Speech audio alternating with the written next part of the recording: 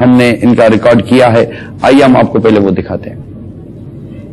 الحمدللہ رب العالمین والصلاة والسلام علی سید المرسلین اما بعد فاعوذ باللہ من الشیطان الرجیم بسم اللہ الرحمن الرحیم. قسمت کا حال معلوم کرنے کے حوالے سے ہمارے معاشرے کے اندر بہت سی غلط چیزیں رائج ہیں. ستاروں کا علم رکھنے کا دعویٰ کرنے والے بھی قسمت کا حال بیان کرتے ہیں اور ہاتھوں کی لکیروں کے ذریعے بھی قسمت کا حال بتایا جاتا ہے, مستقبل کی خبریں دی جاتی ہیں. بہت سے لوگ روڈ کے اوپر جو ہے وہ طوطا فال کے ذریعے لوگوں کو ان کی قسمت کا حال بتاتے ہیں. اور اس کے علاوہ بھی اور بہت سارے طریقے ہیں. یہ تمام کے تمام طریقے شرعی اعتبار سے ناجائز و گناہ ہیں. قسمت کا حال یا غیب کی خبر یہ اللہ تعالی جانتا ہے یا اللہ تعالی نے اپنے جن پیارے بندوں کو یہ علم عطا فرمایا ہے وہ اس کے بارے میں کوئی خبر دے سکتے ہیں. اور یہ ذرائع کہ ہاتھ کی لکیروں کے ذریعے یا ستاروں کے ذریعے یا اور فال وغیرہ کے ذریعے قسمت کا حال بیان کیا جائے, مستقبل کی خبر دی جائے, یہ شرعاً ناجائز و حرام. نبی کریم صلی اللہ تعالی علیہ وآلہ وسلم کے اس کے بارے میں بہت سے فرامین موجود ہیں. اعلی حضرت علیہ رحمہ نے فتاوی افریقہ میں وہ احادیث مبارکہ نقل فرمائی ہیں جن کا خلاصہ یہ ہے, یعنی ایک حدیث مبارک میں تو یہ فرمایا گیا کہ جو شخص ایسے کسی آدمی کے پاس جاتا ہے, یعنی یہ نجومیوں کے بارے میں حکم نہیں بیان کیا جا رہا بلکہ جو ان کے پاس جاتا ہے یہ اس کا حکم بیان کیا جا رہا ہے. تو گویا نجومی کا حکم جو ہے اس سے بھی زیادہ سخت ہے. قسمت کا حال بیان کرنے والوں کا یا غیب کی خبریں دینے والوں کا جو حکم ہے وہ اس سے بھی زیادہ سخت ہے کہ جب ان کے پاس جانے والے کے بارے میں اتنی شدید وعید ہے تو جو اصل مجرم ہے اس کے بارے میں کتنی شدید وعید ہوگی. تو فرمایا کہ جو کسی عراف یا کاہن کے پاس جاتا ہے, اور اس سے مراد وہی لوگ ہوتے ہیں جو غیب کی خبریں دیتے ہیں, جو قسمت کے حال بیان کرتے ہیں, تو فرمایا کہ جو ان کے پاس جائے گا تو وہ اللہ کے رسول صلی اللہ علیہ وسلم پر نازل کردہ قرآن سے بیزار ہے. اور ایک حدیث مبارک میں فرمایا گیا کہ وہ قرآن سے کافر ہے, یعنی وہ کافر ہے کہ جو ان لوگوں کے پاس جاتا ہے اور جا کر ان لوگوں کی تصدیق کرتا ہے ان کی غیب کی خبروں کے اندر.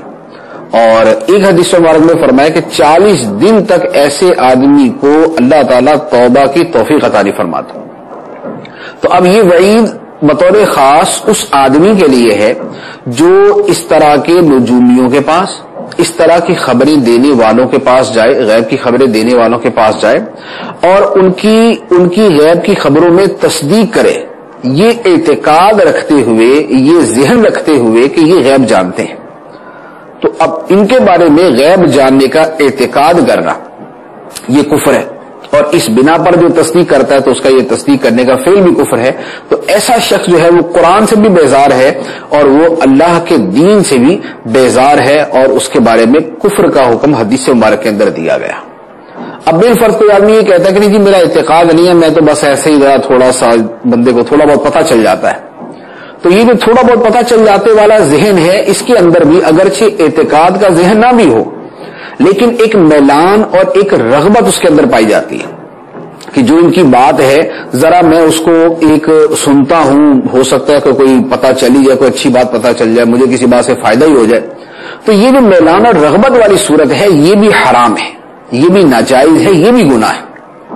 اب خواہ وہ ستاروں کے ذریعے اس طرح کی معلومات دیتا ہے یا وہ ہاتھ کی لکیریں دے کر اس طرح کی خبریں دیتا ہے یا وہ کوئی کارڈ نکال کر اس طرح کی خبریں دیتا ہے یا وہ طوطوں کے ذریعے جو ہے وہ کوئی خط اٹھا کر اس طرح کی خبریں دیتا ہے, یہ سارے کام ناجائز و گناہ بھی ہیں اور جہالت بھی. جہالت اس اعتبار سے ہیں کہ بڑے بڑے نجومی جن کا بڑا نام ہوتا ہے کہ جناب یہ تو بڑے پہنچے ہوئے اس فن کے اندر ہے, ان کی خبریں 100% غلط نکلتی ہیں, 100% غلط نکلتی ہیں. بعد میں وہ اقرار بھی کرتے ہیں کہ ہاں وہ جو پچھلے پورے سال کے اندر ہم نے خبریں دی ہے اس میں ایک بھی صحیح نہیں نکلی. تو عقل بھی یہ حماقت ہے, عقل بھی اس بات کو تسلیم نہیں کرتی کہ ایک ایسے کام کے پیچھے پڑا جائے کہ جس کا نتیجہ سوائے پریشانی کو کچھ اور نہیں. اب اس کی میں مثال عرض کرتا ہوں کہ عقلی طور پہ بھی یہ حماقت ہے. مثال کے طور پہ موت تو ہر آدمی کو آنی. اب کسی آدمی کے بارے میں کسی کو نجومی نے کہہ دیا کہ بھئی تمہیں موت آنی ہے کار کے اندر. اب کار کے اندر موت آنے کا کہہ دیا. اب اس کی موت آنی تھی آج سے 25 سال بعد. یہ تو نجومی نے نہیں بتایا کہ موت 25 سال کے بعد آنی. اب یہ آدمی پوری زندگی کار میں نہیں بیٹھے گا, کیونکہ اس کو ہر مرتبہ کار میں بیٹھتے ہوئے یہی ہوگا کہ میری موت آئی, میری موت آئی, میری موت آئی. اور اگر یہ اس کے اندر بیٹھ بھی گیا تو یہ جس ٹینشن, جس پریشانی کا شکار ہوگا وہ اس کے اوپر مسلسل سوار رہے گی, مسلسل سوار رہے گی. اب مرا میں, اب مرا میں, اب مرا. تو اب اگر اسے بالفرض وہ نجومی نے جو خبر دی تھی وہ سچی ہی ثابت ہوئی اور یہ 25 سال کے بعد واقعی گاڑی کے اندر جاتے ہوئے ایکسیڈنٹ کی وجہ سے مرا, گاڑی کے اندر جاتے ہوئے ہی اس کو ہارٹ اٹیک ہوا اور یہ مرا, لیکن یہ جو 25 سال اس نے کرب کے اندر, دکھ کے اندر اور تکلیف کے اندر گزارے, یہ کس کھاتے میں جائیں گے؟ اسی طرح یہ جو طوطوں کی فال وغیرہ نکالتے ہیں, اب اس سے ایک کارڈ نکال دیا. اب اس میں عام طور پہ ہوتا کیا ہے کہ اس طرح کے جو کارڈ لکھے ہوئے ہوتے نا, یہ لکھے کسی ذہین آدمی نے, یہ کسی سمجھدار آدمی نے لکھے. وہ کیسے؟ وہ اس طرح کہ اس نے اتنے جنرل سی باتیں لکھی ہوتی ہیں کہ جو ہر آدمی پر سچی آ جائے. مثال کے طور پہ تم ایک مرتبہ بہت بیمار ہوئے تھے اور تمہارے کچھ دوست بہت اچھے ہیں لیکن کچھ کی طرف سے تمہیں خطرہ ہے. آئندہ دنوں کے اندر ہو سکتا ہے تمہیں کسی بڑی مصیبت کا سامنا کرنا پڑے اور تم پریشانی کا شکار رہو, لیکن فکر نہ کرنا, جلد ہی تم اس سے نکل جاؤ گے. اب یہ وہ بات ہے کہ میں یہ سمجھتا ہوں آپ 1,00,000 آدمیوں کا سروے کر لیں اور 1,00,000 آدمی کو یہی والا کارڈ پڑھ کے سنا دیں کہ سب کے ساتھ یہی ہونا ہے, سب کے ساتھ یہی ہوگا. یعنی ہر بندے کو پریشانی آئے ہی آئے گی, ہر بندہ بچپن کے اندر بیمار ہوا ہی ہوگا. ہر آدمی کے اچھے دوستوں کے ساتھ کچھ وہ دوست ہوتے ہیں جو اس سے جیلس ہوتے ہیں, اس کو کوئی نہ کوئی پریشانی آنی ہی ہوتی ہے اور پریشانی آتی ہے تو آدمی پریشانی سے نکلتا بھی ہے. تو یہ چیزیں ہر ایک کے ساتھ ہونی ہیں. تو اب اس طرح کا جنرل کارڈ ایک لکھ دیا, پڑھنے والا کہتا ہاں بھائی بالکل یہ تو واقعی بالکل میرے بالکل ایکوریٹ جو ہے نا میرے حالات کے مطابق لکھا. تو یہ اس کے حالات کے مطابق ہی نہیں لکھا, یہ ایک جنرل سی باتیں لکھی. اچھا بالفر 100% باتیں نہ بھی صحیح نکلیں تو کیا ہوگا کہ 50% تو اس کو جو ہے نا وہ اس کے مطابق ہو ہی جائیں گی. اب 50% بھی ہوگی, وہ بولے گا دیکھا نا یار آدھی باتیں تو صحیح ہیں اس کی. تو بھائی آدھی باتیں اس طرح کی باتیں تو میں ویسے ہی آپ کو بتا دیتا ہوں, ہر آدمی کو جو ہے نا اس طرح کی جنرل سی باتیں بتا دیتا ہوں تو وہ اس کے ساتھ پیش آئیں گی. مثال کے طور پہ ایک آدمی کی شادی ہونی ہے, اس کو کوئی آدمی یہ خبریں دیتا ہے, اب وہ کہتا ہے یار دیکھو شادی ہوگی نا تمہیں پریشانی آنی ہے اور کچھ دن ایسے گزرنے ہیں کہ تمہاری بیوی کے ساتھ جو ہے مس انڈرسٹینڈنگ ہوگی, یعنی اس کے ساتھ کچھ تمہارا جو ہے نا وہ بات چیت تلخ ہو جائے گی اور تھوڑا سا ساس بہو کا بھی معاملہ تمہارے ساتھ پیش آئے گا, لیکن تم نے صبر کرنا ہے. اور بعضوں کا ناراضگی بڑھ بھی جائے گی نا, لیکن تمہارا اس وقت جو اپنی سمجھداری سے کام لینا یہ معاملے کو سلجھا دے گا. اب اگر اس طرح کی باتیں کسی کو بتا دی جائیں تو بھائی اس کے اندر کون سا کمال ہوا؟ یہ تو ہونا ہی ہے. جس کی شادی ہوگی اس کے شادی کے بعد میاں بیوی کا کچھ نہ کچھ جھگڑا ہوگا ہی ہوگا. دنیا کے اندر ایسا کوئی آدمی نہیں پایا جاتا, خواہ وہ کسی ملک کا صدر ہو یا کسی ملک کا چپڑاسی ہو, کہ جس کے گھر کے اندر میاں بیوی کی کچھ نہ کچھ انبن کبھی نہ ہوتی ہے. اچھا ساس بہو ہے تو یہ تو محالات میں سے ہے کہ ان کے اندر کبھی جو ہے وہ کچھ انبن نہ ہو, کبھی لڑائی نہ ہو. کروڑوں کے اندر ایک مثال نکلے گی. تو اب اگر ایسی جنرل باتیں کسی کو بتا دی جائے تو اس کا نتیجہ کیا؟ تو ایک فضول کام کے اندر یعنی عقلاً حماقت ہے کہ ایک وہ چیزیں جن کا وقوع ہونا ہی ہے صرف انہی کا پتہ کرنے کے لیے جو ہے نا کسی طوطے والے کے پاس پہنچ جائے, کسی ہاتھوں کی لکیر بتانے والے کے پاس پہنچ جائے. پھر ان کا اپنا جو ہے خود اگر 10 جو ہے وہ یہ ہاتھوں کی لکیریں دیکھ کر جو بتانے والے لوگ ہیں, اس طرح کے 10 لوگوں کے پاس جا کے معلوم کرنے 10 کے 10 مختلف بتائیں گے. ایک کچھ بتائے گا, دوسرا کچھ بتائے گا, تیسرا کچھ بتائے گا, چوتھا کچھ بتائے گا. یہ 10 کے 10 آدمی جو ہے وہ آپ کو الگ الگ خبریں دیں گے. اچھا پھر اگر اس مہینے پوچھے, اگلے مہینے پوچھے, اس سے اگلے مہینے پوچھے, اگر اس طرح 10 مہینے پوچھ کے دیکھ لیں آپ تو ہر 10 مہینے کے اندر ہر مہینے کی جو خبر ہوگی وہ مختلف ہوگی. تو بھائی یہ کون سی قسمت ہے جو ہر مہینے تبدیل ہوتی ہے, اور یہ کون سی قسمت ہے کہ جو 10 آدمی 10 مختلف قسم کی بیان کر رہے ہیں.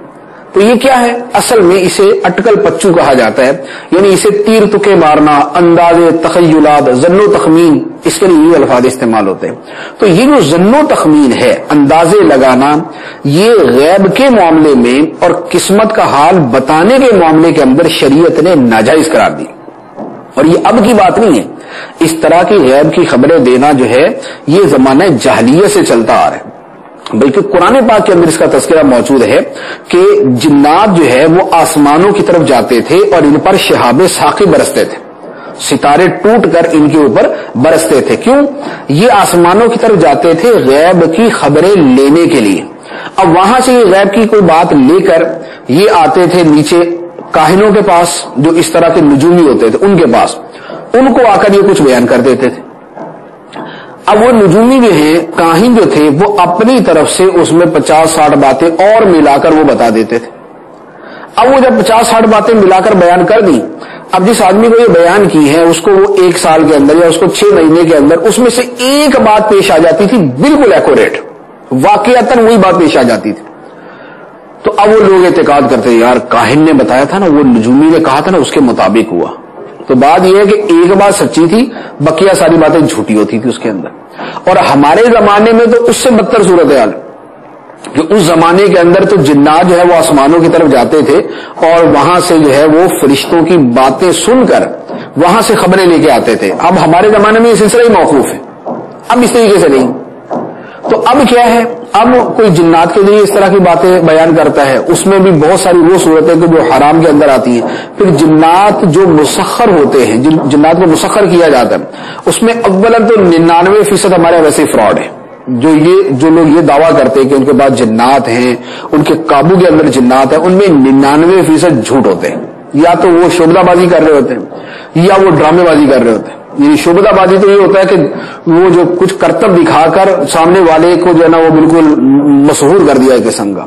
اور ڈرامہ بازی یہ ہوتا ہے کہ بس وہ پھر 2-4 ادھر سے ادھر سے، کوئی کسی کے اوپر سے مائک سے آواز آ رہی ہوتی ہے جنات والی، کسی کی نیچے سے آواز آ رہی ہوتی ہے، کچھ اس طرح کے ڈرامے بازیاں چل رہی ہوتی ہیں. اور اگر حقیقتاً بھی کسی کے قابو میں جن ہو، حقیقتاً بھی، تو اگر تو وہ کو اللہ کا ولی ہے تو اللہ کا ولی اس کی ولایت کی وجہ سے جنات اس کی تعظیم کرتے ہیں اور اس کی سنتے، اس کی مانتے ہیں. جیسے غوث پاک رضی اللہ تعالیٰ عنہ کے بارے میں واقعات. اور اولیاء کرام کے تابع جنات ہونے میں نشانی یہ ہوتی ہے کہ وہ اولیاء کرام کا جو کردار ہوتا ہے وہ ولیوں والا ہوتا ہے، فاسقوں والا نہیں ہوتا، وہ جاہلوں والا نہیں ہوتا. وہ روڈ کے اوپر بیٹھ کے جو ہے نا وہ کمائی کے لیے نہیں بیٹھے ہوتے، وہ لوگوں کو یوں بیٹھ کے قسمت کا حال بیان نہیں کر رہے ہوتے. تو اولیاء کے نام اس طرح کی جو یعنی گھٹیا حرکتیں ہیں ان کے اندر مبتلا نہیں ہوتے. اب اگر وہ ولی نہیں ہے اور عام آدمی ہے، جیسے ہمارے ہاں کے جعلی عاملین یا جعلی نجومی ہیں یا خبریں دینے والے ہیں، اگر یہ لوگ ہیں تو اگر ان میں سے کسی کے، یعنی جعلی عامل ہوتے ہیں جو جنات کا دعویٰ کرتے ہیں، نجومی تو اس کا دعویٰ نہیں کرتے، اگر عاملین ہیں اور وہ یہ دعویٰ کرتے ہیں تو عملیات کے اندر جو جنات کا قابو کرنا ہے یہ عمومی طور پہ سفلی علوم کے ذریعے ہوتا ہے. سفلی علوم وہ ہوتے ہیں جس میں جنات اور شیاطین سے مدد مانگی جاتی ہے، جس میں شیاطین کی کئی مرتبہ پوجا کرنی پڑتی، ان کی عبادت کرنی پڑتی. تو اب اس طرح کا جو کافر آدمی ہے جو جنات کی اور شیطانوں کی پوجا کر کے جنات کے ساتھ لنک قائم کرتا ہے، تعلق قائم کرتا ہے، تو اب اس کے پاس جانا اور اس کی باتیں سننا کیسا ہوگا اس کو آپ خود سمجھ سکتے. اور اگر وہ سفلی نہیں علوی علوم کے ذریعے کرتا ہے تو علوی علوم کے ذریعے عام طور پہ جنات اس طرح قابو نہیں آتے، اور اگر ہوں بھی تو ان سے غلط کام لینے کا انجام بڑا سخت ہوتا ہے. تو یہ ایک پورا فن ہے، ایک پورا شعبہ ہے، اس کی اپنی تفصیلات ہیں، اعلیٰ حضرت علیہ الرحمہ نے بیان فرمائے. لیکن جو ہمارے زمانے کے اندر جو چیزیں پائی جا رہی ہیں، چونکہ اس میں یہ ہو گیا ہے کہ ہمارے ہاں تو لوگوں کی بربادی کا ذریعہ بن چکی ہے چیز. کسی آدمی کے بارے میں یہ کسی اور کوئی عورت آئی، اس کو بول دیا کہ تیرے گھر کا ایک فرد ہے جو تیرے اوپر تعویذات کروا رہا ہے. اب کیا ہوا، اب ان کے گھر میں لڑائی شروع. اسے سب سے پہلے شک، اگر وہ بہو ہے تو اسے ساس پہ شک ہو جائے، وہ ساس ہے تو اسے بہو پہ شک ہو جائے، اگر وہ بھابھی ہے تو نند پہ شک کرے گی، نند ہے تو بھابھی پہ شک کرے گی، اور اگر نہیں ہے تو دیورانیاں زندہ باد ان کے اوپر شک کر لیں گے کہ بھئی یہ دیورانی مجھ سے جلتی ہے، میری جٹھانی مجھ سے جلتی ہے، اسی نے میرے اوپر تعویذ کروایا ہو. یا پھر دور پار کا کوئی رشتہ دار ہے تو اس کو گھسیٹ دیں گے اس کے اندر. تو اب یہ عامل جو ہے یہ تو چنگاری لگا کے فارغ ہو جاتے ہیں اور ان کے گھر کے اندر آگ لگ جاتی، اور لوگ اپنے گھروں کو خود جا کر برباد کرتے ہیں. یعنی ایک نئی جو ہے وہ ذہانت کی قسم ہے کہ اپنے گھروں کو جا کر خود برباد کیا جائے. پتہ ہے کہ ان لوگوں کے پاس جائیں گے یہ ہمیں ہمارے خاندان کے اندر ہی لڑائی کروا دیں گے، یا پھر آدمی کو وسوسے کا شکار کر دیں گے. یعنی وسوسے کا تو آدمی ایسا شکار ہوتا ہے کہ عامل بول دیتا ہے یار تمہارے اوپر نا بہت زیادہ جو نا وہ تعویذات نظر آ رہے ہیں. اب وہ چونکہ تعویذات کے بارے میں ہر آدمی سمجھتا ہے کہ یار خود بخود تو تعویذ نہیں ہوتے، تعویذ کو کرواتا تو ہوتا ہے نا، یعنی میرے اوپر بیٹھے بٹھائے تو تعویذات اتر نہیں آئیں گے، میرے اوپر یا یہ کروائے گا یا یہ کروائے گا یا وہ کروائے گا۔ اب کیا ہوگا، میں سب سے پہلے سوچوں گا اچھا یار میرے اوپر تعویذات، بیمار بھی رہتا ہوں، پریشان بھی رہتا ہوں، دماغ کے اوپر بوجھ بھی رہتا ہے، میرے تھکاوٹ بھی بڑی محسوس کر رہا ہوں، اور کوئی نہ کوئی مسئلہ بھی پیش آتا ہی رہتا ہے، کوئی نہ کوئی پریشانی پیش آتی رہتی۔ اب یہ کیا تھی، اصل تو ساری تقدیر میں لکھی ہوئی تھی۔ یا آدمی جو ہے بہت زیادہ محنت کرتا ہے تو اس کی وجہ سے وہ اس کا بدن تھک جاتا ہے، تھکاوٹ ہو جاتی، تھکاوٹ ہوتی دماغ بھی تھک جاتا ہے۔ اب ہے کیا کہ یہ ایک سسٹم جو اللہ تعالیٰ نے بنایا ہے، فزیکل جو سسٹم ہے، یہ اس کے اندر یہ ساری چیزیں تھی۔ لیکن اب سب سے پہلے آدمی سوچنے بیٹھے گا یار مجھ سے جل کون سکتا ہے، میرے خلاف یہ کر کون سکتا ہے، اچھا ہاں صحیح یار یہ فلاں بندہ جو ہے نا اس کی باتوں سے لگتا ہے کہ یہ میری ترقی سے جلتا ہے۔ اب جب اپنے دل میں یہ سوچا تو اب اس کو شیطان پھر جو ہے نا اس کی لگام پکڑ لے گا۔ اب شیطان اس کو جو ہے نا وہ گدھے کی طرح اس کی لگام پکڑ کے اس کو اپنا آگے چلائے گا، اور یہ آدمی شیطان کا گدھا بن کے آگے چلنا شروع ہو جائے گا۔ اب اس کے وسوسوں کی لائن جو ہے نا کبھی اس طرف جائے گی، کبھی اس طرف جائے گی، کبھی اس طرف جائے گی، یہ اس سے دشمنی پالے گا، اس سے کینہ رکھے گا، اس کا نقصان چاہے گا۔ کیوں؟ اس لیے کہ عامل صاحب نے یہ فرمایا کہ تمہارے پر بہت سارے تعویذات جو ہے نا وہ نظر آ رہے ہیں، اور تمہارے کسی قریبی نے کروائے، تمہارے کسی دوست نے کروائے، جہاں تم کام کرتے ہو وہاں محتاط رہنا، وہاں کچھ ہے تمہارے لیے گڑبڑ ہے۔ تو یہ اب ہوتا یہ ہے کہ آدمی اس طرح کی چیزوں کے اندر اصل میں اپنے ذہن پہ سوار زیادہ کر لیتا ہے۔ ایک آدمی کو جھوٹی دھمکی بھی دے دی جائے نا اس کی بھی حالت خراب ہو جاتی، جھوٹی دھمکی سے بھی حالت خراب ہو جاتی ہے۔ تو اسی طرح کسی کو صرف یہ کہہ دے رہا، نفسیات کا اتنا بڑا اثر ہوتا ہے، کسی آدمی کو پاگل بھی کرنا ہونا تو یہ مشکل نہیں ہوتا، اس کو ہر بندہ بولنا شروع کر دینا تم تو پاگل ہو، وہ ہفتے بعد واقعی پاگل ہو جائے گا۔ کوئی آدمی بیمار نہیں ہے نا اور اس کو بیمار کرنا ہے، اس کو سمپل صرف اتنا بول دے یار تم طبیعت صحیح نہیں لگ رہی ہے آپ کی نا، اب وہ فوراً اپنے ذہن کے اندر بیٹھ جائے گا ہاں یار تھوڑا سا نا لگ رہی ہے نقاہ۔ اب دوسرا بھی آ کے بول دے نا یار کیا ہوا بھائی تمہارا چہرہ ہی لٹکا ہوا ہے، ہاں یار کچھ تو ہے۔ اب آئینہ دیکھے گا نا اس کا واقعی لٹکا ہوا نظر آئے گا چہرہ اپنا کہ یار کچھ ہے صحیح۔ تیسرے بندے نے آ کے بھی بول دیا یار بدن گرم لگ رہا ہے یار آرام کیا کرو، اب آدمی کو اپنا بدن بھی گرم لگنا شروع ہو جائے۔ انسان نفسیات کے اندر اس قدر جلدی مبتلا ہو جاتا ہے، اور خاص طور پہ پریشان کن باتوں کے اندر، خوشی کے اندر ذرا دیر سے مبتلا ہوتا ہے لیکن پریشانی میں بہت جلدی مبتلا ہو جاتا ہے۔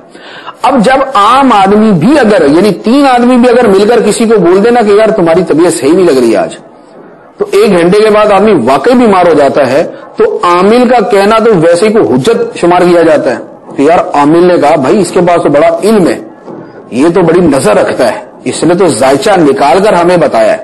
اب جب وہ بول دے گا نا کہ بھئی تمہارے ساتھ نا کوئی قریبی بندہ ہے تم محتاط رہنا، اس سے اپنے دفتر میں خاص طور پہ محتاط رہنا، وہاں تمہارے خلاف بہت سارے لوگ ہیں۔ اب آدمی دفتر کے بارے میں سوچے گا، سب کو اپنا دشمن بنا لے گا۔ اچھا اب جب سب کو دشمن خود بنا کے بیٹھا ہوگا نا، اب اس کا نتیجہ ہوگا کہ جب یہ سب کو دشمن بنائے گا دوسرے واقعی بن جائیں گے، جب دوسرے واقعی بن جائیں گے اب یہ بولے گا دیکھا نا عامل نے بالکل صحیح کہا تھا، عامل نے صحیح کہا تھا کہ تمہارے دفتر کے اندر تمہارے دشمن ہیں، اور یہ دیکھو سارے دشمن ہو گئے۔ تو وہ سارے دشمن تھے نہیں، ہو گئے، اور ہوئے کیسے؟ اس نجومی کی برکت سے، اس عامل کی برکت سے جس نے اس کو اس کے دماغ کے اندر یہ وسوسہ ڈالا، اور اس کے نتیجے کے اندر یہ سارا کچھ ہوا۔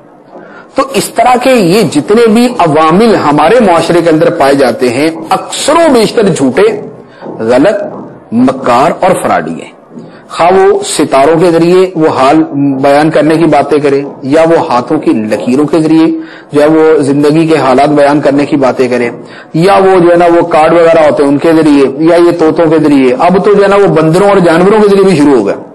یعنی جہالت کی انتہا ہے، حماقت کی انتہا ہے کہ بندر جو ہے وہ ہماری قسمت کا حال بیان کرے گا، طوطا جو ہے وہ ہماری قسمت کا حال بیان کرے گا۔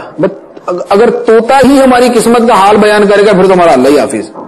یعنی انسان کو انسان تو کم از کم رہنا چاہیے، نہ یہ کہ طوطوں کو اور بندروں کو بھی اپنے اوپر مسلط کر لے اور ان کو بھی اپنے دماغ کے اوپر چڑھا کے بیٹھ جائے کہ نہیں یہ بندر صاحب جو بیان کر رہے ہیں نا یہ بالکل صحیح ہے، جو طوطا صاحب بیان کر رہے ہیں یہ بالکل صحیح ہے۔ تو یہ عجیب و غریب قسم کی جہالت ہے، عجیب و غریب قسم کی حماقت ہے۔ باشعور آدمی اگر ویسے ہی غور کرے تو وہ سمجھ جاتا ہے کہ یہ چیزیں غلط ہیں، ان چیزوں کے پیچھے نہیں پڑنا چاہیے۔ لیکن ہمارے ہاں جو اچھے بھلے پڑھے لکھے شمار کیے جاتے ہیں وہ بھی جب ان وساوس کے اندر پڑتے ہیں تو بس ان کو پھر نکالنا جو ہے نا وہ جان جوخم کا کام ہوتا ہے۔ تو اس لیے اس میں سب سے جو بنیادی بات ہے اس کو صرف اپنے ذہن میں رکھیں۔ پہلی بات تو یہ ہے ہمیں جو رنج پہنچے گا یا جو ہمیں خوشی پہنچے گی وہ اللہ تعالیٰ کی طرف سے. اللہ تعالیٰ کی طرف سے اگر ہمیں کوئی تکلیف آنی ہے تو اسے کوئی ٹال نہیں سکتا, اور اگر اللہ تعالیٰ کی طرف سے ہمیں کوئی خوشی ملنی ہے تو اسے کوئی روک نہیں سکتا. پہلے تو اللہ تعالیٰ پر ایمان مضبوط ہو, توکل آدمی کا مضبوط ہونا چاہیے. یہ اس طرح کی چیزوں میں جو ہزاروں مسائل کا حل ہے وہ توکل ہے. آدمی کا توکل اللہ تعالیٰ پر مضبوط ہے تو اللہ تعالیٰ فرماتا ہے وَمَن يَتَوَكَّلْ عَلَى اللَّهِ فَهُوَ حَسْبُهُ, جو اللہ پر بھروسہ کرتا ہے تو اللہ تعالیٰ اسے کافی ہے. جو اللہ پہ بھروسہ کرتا ہے اللہ تعالیٰ اسے کافی ہے. تو اب اللہ تعالیٰ کا تو وعدہ ہے اور ہمیں حکم بھی ہے فَتَوَكَّلُوا إِن كُنتُم مُؤْمِنِينَ, تو توکل اختیار کرو, اللہ پر بھروسہ کرو اگر تم مومن ہو. یہ اللہ تعالیٰ فرماتا. پھر فرمایا وَعَلَى اللَّهِ فَلْيَتَوَكَّلِ الْمُؤْمِنُونَ, اور اللہ ہی پر بھروسہ کرنا چاہیے ایمان والوں کو. تو یہ توکل کا جو باب ہے یہ بڑا وسیع ہے. جب بندہ واقعتاً اللہ پر توکل کرتا ہے, اپنے سارے امور کو اللہ کے حوالے کر دیتا ہے, اپنے سارے کام اللہ کے حوالے کر دیتا ہے. قرآن پاک کے اندر جیسے وہ آیتیں مبارک ہے نا, ہماری وہ اس میں تعلیم بھی ہے وَأُفَوِّضُ أَمْرِي إِلَى اللَّهِ إِنَّ اللَّهَ بَصِيرٌ بِالْعِبَادِ, اور میں اپنے کاموں کو اللہ کے سپرد کرتا ہوں. اب جملے کے اندر جان دیکھیے, اس کی پاور دیکھیے کہ اللہ تعالیٰ فرما رہا ہے کہ بندہ جو ہے وہ اللہ کی بارگاہ میں عرض کرتا ہے وَأُفَوِّضُ أَمْرِي إِلَى اللَّهِ, اور میں اپنا معاملہ اللہ کے سپرد کرتا ہوں.